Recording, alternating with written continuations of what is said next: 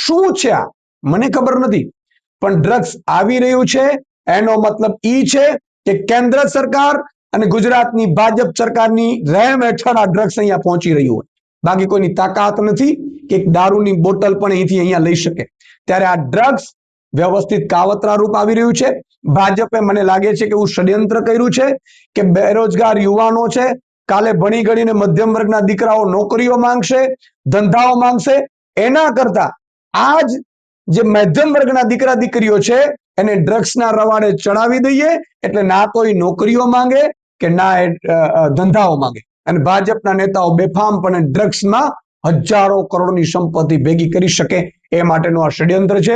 ગુજરાતની જનતાને હજી પણ હાથ જોડીને વિનંતી કરું છું કે જે ભાજપ કરો છો, મોદી કરો છો, એનો ચહેરો અસલી ઓળખી જાજો.